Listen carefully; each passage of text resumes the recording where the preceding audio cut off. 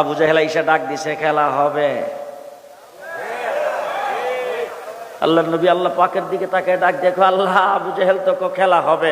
আল্লাহ রে আল্লাহ ডাক দেখো, আপনিও খেলার জন্য তৈরি হন। 13টা বছর পর্যন্ত মক্কায় নীরবে যা সহ্য করেছেন আর সহ্য করা যাবে না। এবার রাসূল সাল্লাল্লাহু আলাইহি সাল্লাম 313 জন নিয়ে যুদ্ধের ময়দানে গেছে। 1000-এর বাহিনী, 1000-এর তলোয়ার, 1000 ঘোড়া। আল্লাহর নবীর সাথে ঘোড়া মাত্র 2টা, তলোয়ার 8টা। মানুষ কয়জন? 313 জনের মধ্যে যদি 8টা তলোয়ার ভাগ করে, জনে কয়টা করে পড়ে? রাসূল সাল্লাল্লাহু আলাইহি সাল্লাম রমজান শরীফের 17 তারিখ শেষ রাত্রে সেহরি পেট ভরে খাইতে পারে নাই। যুদ্ধের ময়দানে রাসূল রমজান শরীফের মাস রোজাদার মানুষগুলিকে ছেড়ে দিয়ে আল্লাহর নবী আল্লাহর দরবারে হাত উত্তোলন করেছেন। আল্লাহ, এই 313 জন আমার জিন্দেগির ফসল, তারা যদি আজকে ধ্বংস হয়ে যায়, আগামী দিনে তোমার নাম লেনেওয়ালা কেউ থাকবে না।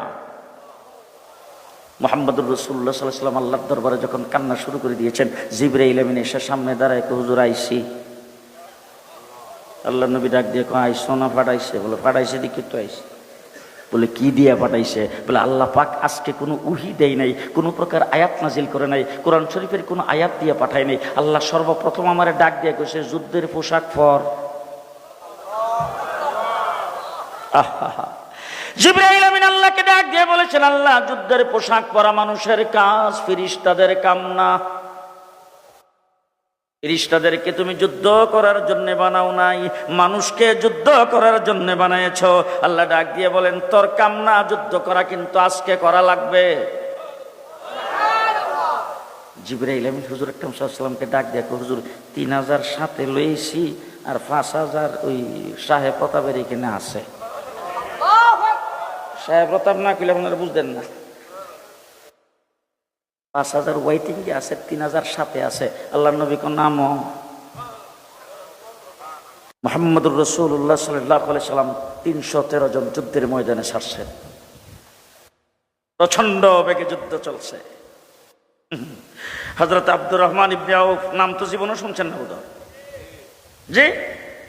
আচ্ছা, আমি যে কথাগুলি বলতেছি আপনাদেরকে, এটা তো ইত্তেফাক পত্রিকার বিবৃতি, জনকণ্ঠের নিউজ।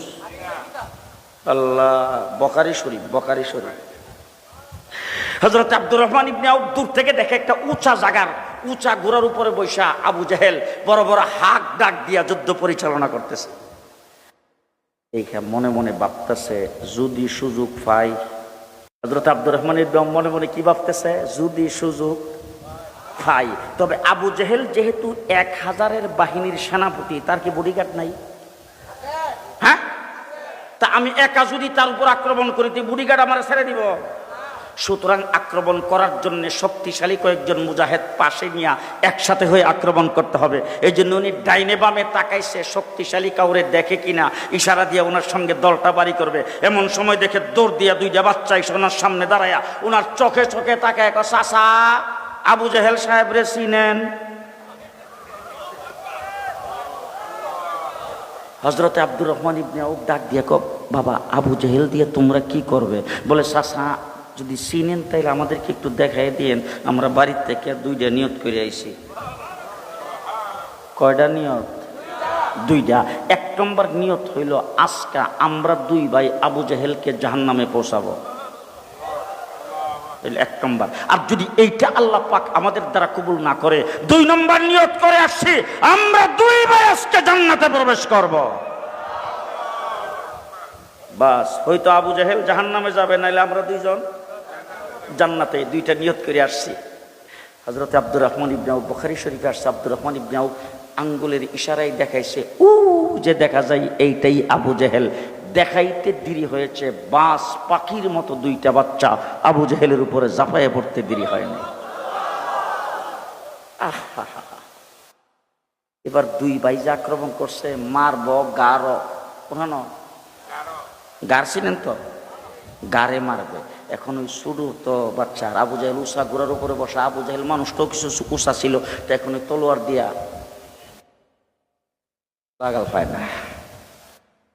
এক ভাই আরেক ভাইরে ডাক দেখো, ভাই এইভাবে ফালান যাইতো না, কোরআন ফাউডে কেটে দে। বুঝে না, এইভাবে ফালান যাইব না, গোড়ার ফাউডি কেটে দে। দিছে গোড়ার ফাও কেটটা, আবু জাহেল গোড়া সহ নিচে পড়ে গেছে। উপর চুপুরি কোবানি, উপর চুপুরি আক্রমণ দুই ভাই শুরু করেছেন। হযরত আব্দুল্লাহ ইবনে মাসউদ দূর থেকে দেখা দৌড়ে এসে বুকের উপর সোয়ার হয়ে কেল্লাটা কেটে নিয়েছেন। কাকে বলে আশিকে রাসূল? কাকে বলে আশিকে রাসূল?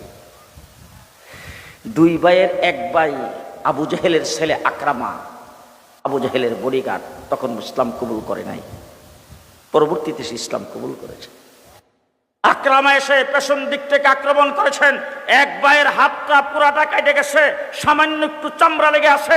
আবু জাহেলকে হত্যা করার পরে যখন সামনের দিকে যুদ্ধ করার জন্য দৌড় দিয়েছে, তখন দেখে হাতটা নিচের দিকে লড়লড় করে। এটার জন্য দৌড় দিয়ে যুদ্ধের ময়দানে অসুবিধা হয়, এর জন্য নিজের হাতটাকে নিজের পায়ের নিচে রেখে টান দিয়ে ছিঁড়ে ফেলে যুদ্ধের ময়দানে রওনা।